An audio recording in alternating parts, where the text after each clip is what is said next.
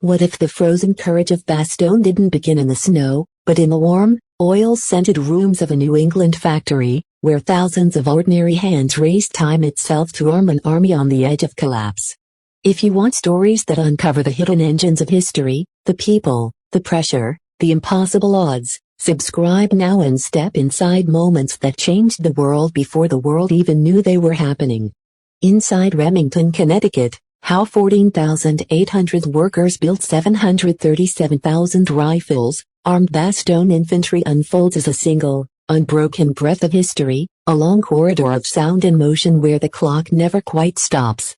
Beginning not with gunfire but with footsteps echoing on factory floors in Connecticut, where winter light slants through tall windows and settles on rows of machines tended by men and women who do not yet know the names of the towns their work will save.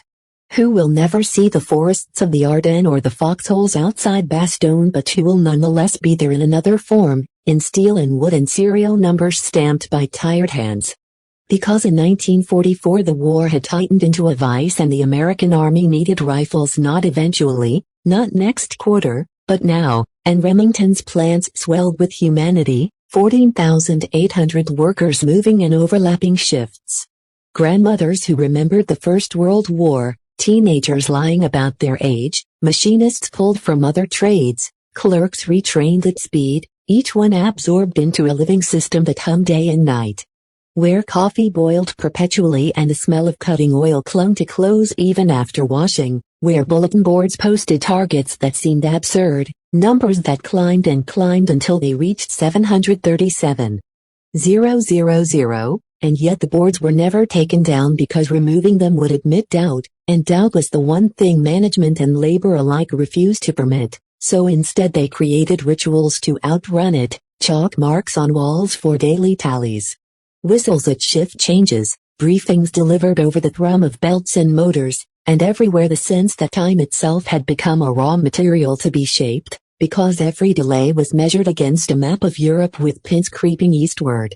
Because somewhere an infantryman would soon wrap numb fingers around the rifle and trust it more than words or promises. The twist begins quietly when a shipment of steel fails to arrive on schedule and the plant supervisors face a choice: slow down or improvise, and they improvise with a ferocity that surprises even them, rerouting materials, reassigning tasks, pairing veterans with novices, turning bottlenecks into parallel lanes, discovering that productivity is not a fixed law but a social one, and as output surges the workers begin to talk not about quotas but about destinations. Inventing nicknames for batches they believe are headed to France or Belgium, small acts of imagination that tether their labor to places they will never visit, and when news arrives in fragments, rumors first. Then headlines, about a German counteroffensive in the Ardennes, about snow and encirclement and a town called Bastogne. The factory absorbs the shock in a way that is almost physical.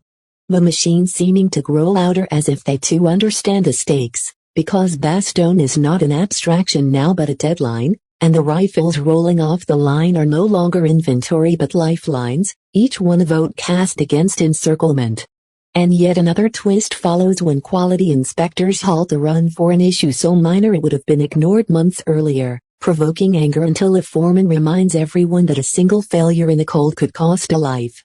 And the line restarts slower but steadier, proving that speed without trust is a false economy, and so the plant settles into a rhythm that balances haste with care, a rhythm mirrored weeks later in the Ardennes when exhausted infantrymen, newly issued weapons still smelling faintly of oil, learn in the snow that reliability is not a slogan but a feeling you get when a mechanism does what it must under pressure. And back in Connecticut the workers follow the siege through newspapers taped to walls, tracing the arc from alarm to relief as supply lines break through. Not knowing which rifles arrived where but believing, needing to believe, that some portion of their 737,000 made the difference, and history later will argue about tactics and generals and weather while largely skipping past the factories. But the deeper truth is that wars are won twice, once where they are fought and once where they are supplied, and the people at Remington lived the second victory without braid or medals, only with sore hands and pride carried quietly home. And after Bastogne, the quotas keep coming because the war does not pause to applaud, yet something has shifted in the plant, a confidence born of having met the impossible once and knowing it can be met again. And when peace finally arrives, the machines will slow and then stop, the bulletin boards will be cleared, and the workers will scatter back into civilian life, but the long paragraph of their effort will remain written invisibly across history. Connecting a snowy crossroads in Belgium to a warm factory floor in Connecticut, connecting fear to resolve, demand to delivery, and proving that the distance between a worker tightening a bolt and a soldier holding the line can be measured not in miles but in moments, moments when ordinary people decide that the work in front of them matters enough to become extraordinary.